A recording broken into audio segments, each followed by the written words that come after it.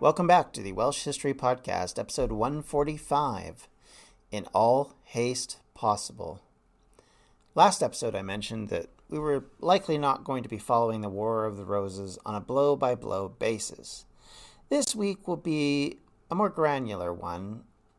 However, due to how important St Albans and its aftermath is for the kingdom and Wales in particular, I expect this will likely be one of those few one-off episodes with this amount of examination, especially when so many of the nobility are intertwined with the Marcher lords and with ancestry in Wales of some sort.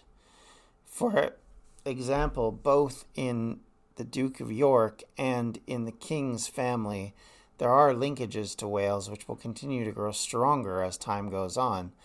And as we go from being Richard of York versus Henry VI and move on to Edward IV and Henry VII, those linkages will become even stronger and certainly become even more important to the story. Duke Richard of York was now firmly in charge of the Kingdom of England. The Protector used his governorship to try and rule fairly and evenly, much to the surprise of many, and as surprising as it might seem, York tried to treat between the rival Nevilles and Percys fairly to get them to finally stop their feud. He imprisoned one of the biggest problems on the Neville side, his own son-in-law, Henry Holland, the Duke of Exeter, as an example. In giving out lands, he gave as much out to the Queen's favourites as he did for his own loyalists. Edmund and Jasper Tudor, for example, would have received lands and titles along with so many others, and for the most part, York at least appeared to be trying to be conciliatory. Unless you were Edmund Beaufort, the Duke of Somerset. York left him imprisoned and did not make any offers of peace or reconciliation to him, a sign that Somerset and York were not going to ever patch things up, and that rivalry could only end in death.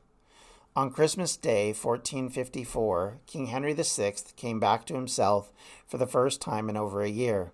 As historian Robin Story was quoted as saying, "If Henry's insanity was a tragedy, his recovery was a national disaster." The return of his faculties created issues for York. Ruling for all of a year, he was now in a bind. The king immediately called for his favorites, Somerset, to be released from the Tower of London. With his return to active management, York was now in serious trouble. The favorites of the king were now back in control, and Somerset was looking for revenge. Richard and his allies, which at the time were still a large percentage of the nobility, did not give up or turn over power to their enemies, but rather retreated before things could get worse, so that they could plan and re-engage. The Duke knew that he would likely be executed if he appeared before the court again. The king had commanded York to keep the peace, likely hoping the two factions would avoid open warfare, but it was honestly far too late for that idea. Instead, York prepared to take his first move, one that would see the opening salvo in the sporadic War of the Roses commence. York and Neville were not idle during Somerset's rise back to power over the spring of 1455. They had recruited men from the north, loyal to the Nevilles in York. They went to Wales, likely their lands in the Marches, gaining recruits as they went. With his court reconvened at Westminster by April 1455, Henry and his loyalist court decided to hold another great council, this time in Leicester. Their demands were simple. York, Salisbury, and Warwick were to disband their armies and present themselves before the king with no more, in the case of Warwick and Salisbury, of 160 men each, and for York, 200 men, little more than an effective honor guard against a real army. Richard and the Earl of Warwick felt this council would question their loyalty and likely mean their imprisonment at best. With their gathered forces, they instead marched to stop Henry from reaching Leicester. They were less than a day's ride from St Albans about the time a letter from the king had arrived, We cannot know if this gave them pause before they cast their die, or if it was just a final note in what was obviously coming. In the meantime, they responded to this summons with a letter of their own. They sent it to the Archbishop of Canterbury, Thomas Bouchier, and the followers of York wanted to at least appear pious defenders of the king, not traitors, so their initial response carried this concept forward. They were not enemies to the king, just to his evil advisers. As said in the letter, "We intend not with God's grace to proceed to any matter or thing other than God's mercy shall be to his pleasure, the honor, prosperity, and weal of our said sovereign Lord." In other words, we're just here to protect you, king. Which sounds like a reasonable recognition of the king until you get to the bit of a different tone later in the letter. The Yorkists promised they would do, "accordeth with our duty, to that which may be surety of his most noble person, wherein we will neither spare bodies nor goods." In other words, Somerset, we're coming. We are prepared to fight to the last man to bring an end to your council. The Yorkists were hoping to avoid this great council to thwart the machinations of Somerset and hopefully decide the matter once and for all. York likely felt he needed to finish off Somerset, who he considered to be a bad influence on Henry, if not in actuality, then certainly in his influence in trying to get York arrested. In mid-May 1455, King Henry VI called on the men of England to band together to send, in quotes, "whosoever they may be in all haste possible." The assembly point would be St Albans, a small community north of London, with the idea was to gather there and then head to Leicester with a large army to enforce the king's command. The king's forces reached St Albans, setting up camp just south of town on May 22nd, after a brief stop in Watford the day before. He had with him around 2,000 men, and while not a tiny army at the time, was certainly not enough to deal with what York had coming for him. York's forces arrived later in the day, and I've seen various numbers quoted, but most historians, at least at this point in time, agree that it was probably around 3,000 men, which would still be enough to handle the king. Worse yet for the king, these men were very experienced fighters who had fought in wars both in France and with Scotland, and thus had the experience and the training in able to carry forward York's orders. To show just how divided the Civil War had become, both sides had Nevilles. William Neville, the brother of the Earl of Warwick, was on the side of the king, accompanying, or I should say, on the side of Somerset. Accompanying the king north was the rival of the Nevilles, Henry Percy, the leader of the clan of Percys, the patriarch of the family, if you will, as well the Duke of Buckingham, and there were other key players, including the king's stepbrother, Jasper Tudor, who, while not a military man, had accompanied the king, likely as he is one of the few that was seen as an honest broker on both sides. On May 22nd, York's army also reached the outskirts of St Albans, but more importantly, they arrived first. The king and his retinue reached the edge of town around 9 a.m. and immediately began to try and set up defensive points. However, as doing that, negotiations began almost immediately. The king's forces, likely hoping to stave off a coming confrontation, relieved Somerset of the title of Constable of England, which was effectively the commander of the English military, which was then given to Humphrey, Duke of Buckingham. Historian Dan Jones speculated that as Buckingham was seen in better light by the Yorkists, it would be possible that they might negotiate with him where they wouldn't with Somerset. The townspeople in St Albans knew that the town would also be the center point for this coming battle, and likely as worried for their own lives and property as much as which side would win, and specifically in defending the king, They then began to man the walls to defend themselves. And by walls, I don't mean walls. They were actually simply creating barriers and barricades around the town because the town was unwalled. It didn't have any sort of normal defenses. Most of England at this time hadn't really seen warfare in hundreds of years, and so there wasn't this sense of need for protected town sites or walled cities the way there would be in most of Europe at this point, and even in Wales, if we want to be honest.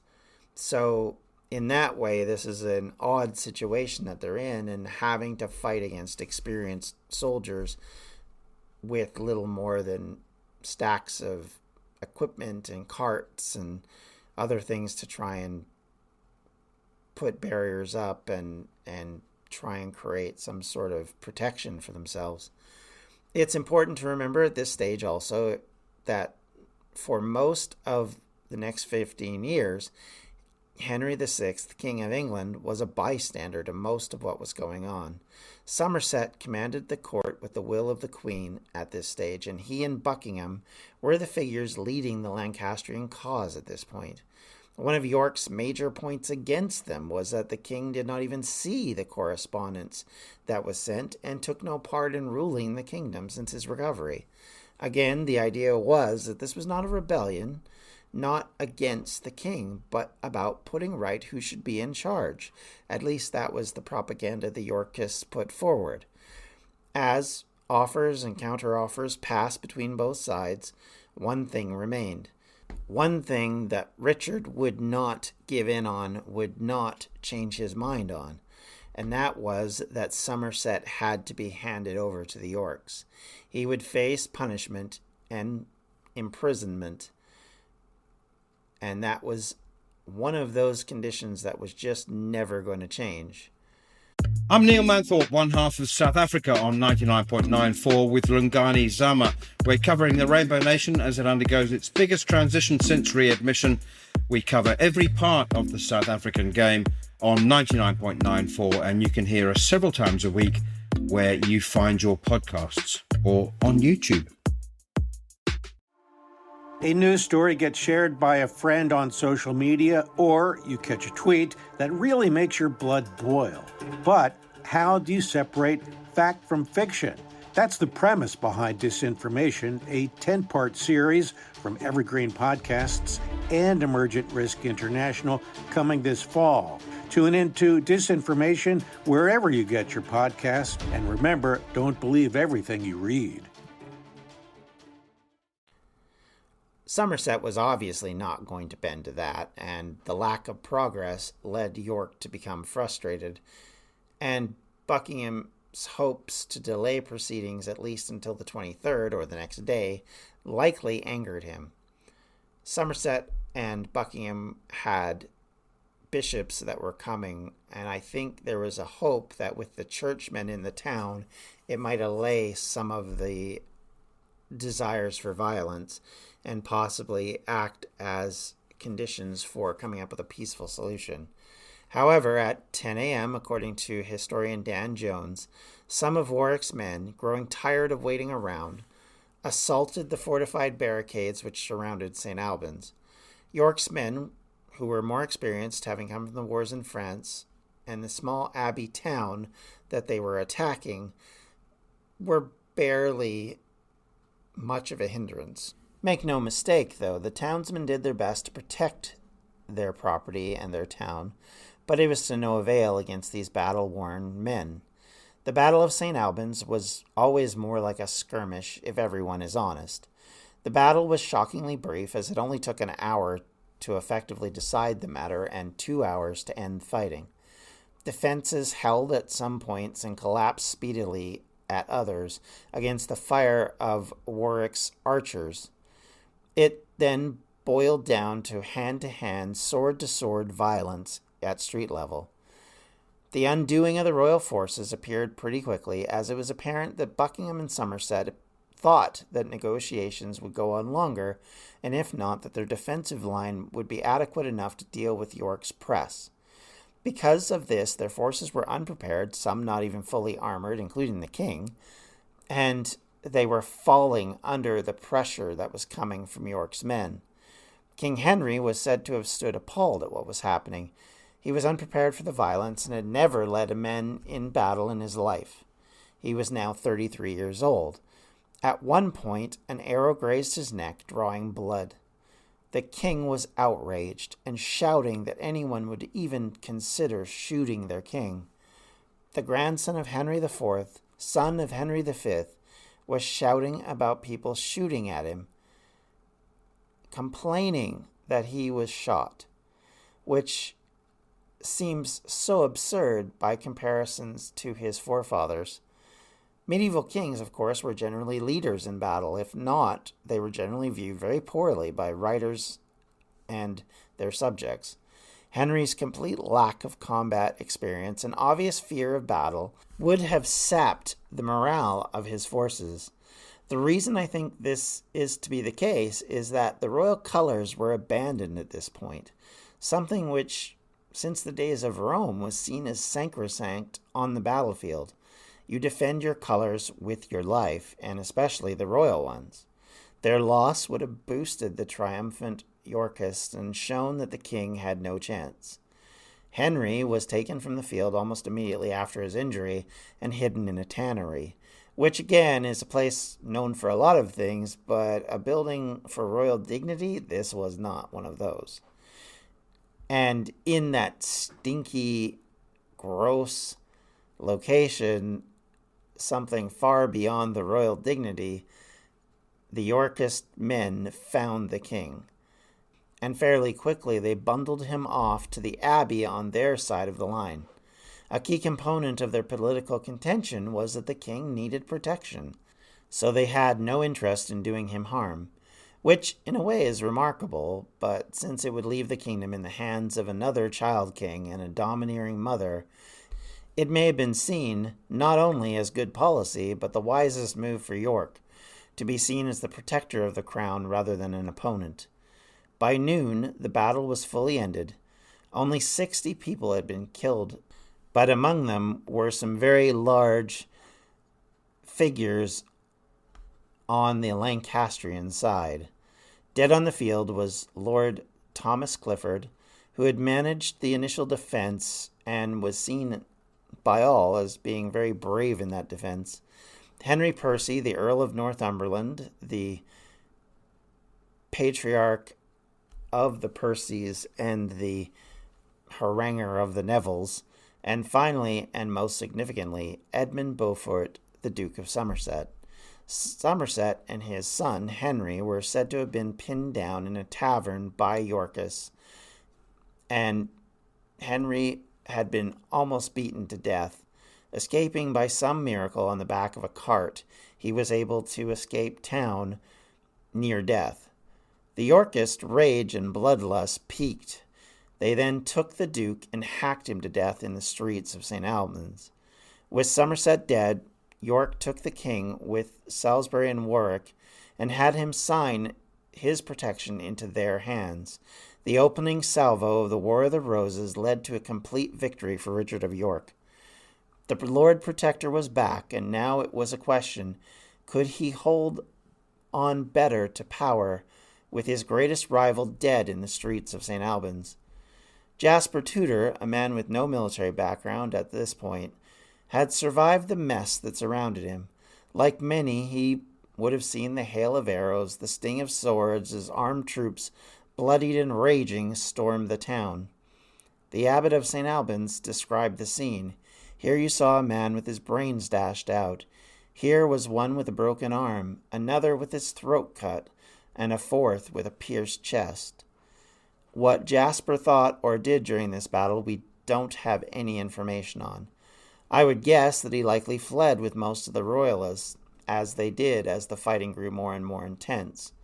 After the battle, the stepbrothers likely were becoming much more prominent members of the king's loyalists, and crucially, ones that did not fall into a position of being seen as enemies of the Yorkist cause. So where negotiations began about what England would be under the new Parliament, and protector, Edmund and Jasper were able to keep their lands and titles that they had been granted by the king, while many others were forfeited. The Tudors were some of the few who had been rewarded under the last protectorship, so in a way it's not a shock that they were protected here. Jasper also became important in negotiating with York to try and find ways to bridge the gap before things totally went astray. The Tudor brothers had been sympathetic to York's calls for a smaller, more frugal, and more aware government. They had also felt that Queen Margaret was not the person to lead the Loyalist cause. By November of 1455, York had been named Lord Protector by the Parliament, once more watching over the kingdom, while the king, under the stress of St Albans, had once again succumbed to yet another mental break. York, through the king, sent Edmund Tudor to Wales to act as the king's official representative to quell Welsh opinions and to eliminate some of those who had been causing trouble. Meanwhile, the Herberts and Vaughans had greatly been advantaged by their support of the Yorkists, and now already reasonably strong lords in South Wales were now given larger controls in those Marcher lordships. They would become the Yorkist counterweight to the rise of Tudor power at a time when the entire kingdom was on a knife edge, as both Loyalists and the Yorkists continued to prepare for the next phase in the War of the Roses. I thank you all for listening. I hope if you have any questions, comments, or concerns, you can reach me at the welshhistorypodcast@gmail.com. If you want, you can follow us at Welsh History Pod on Twitter, or join us on Facebook at facebook.com/Welsh History Podcast. If you would like to support the podcast financially, you may do so at patreon.com/Welsh History. It is not expected, but definitely appreciated. And I thank you all for listening, and I hope you have a great and healthy day. We'll talk to you later. Take care. Bye. This has been a Distractions Media production. For more information, you can check out everything we do at distractionsmedia.com.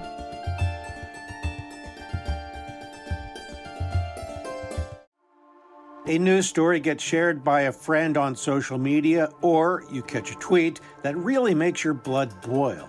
But how do you separate fact from fiction? That's the premise behind Disinformation, a 10-part series from Evergreen Podcasts and Emergent Risk International coming this fall. Tune into Disinformation wherever you get your podcasts, and remember, don't believe everything you read.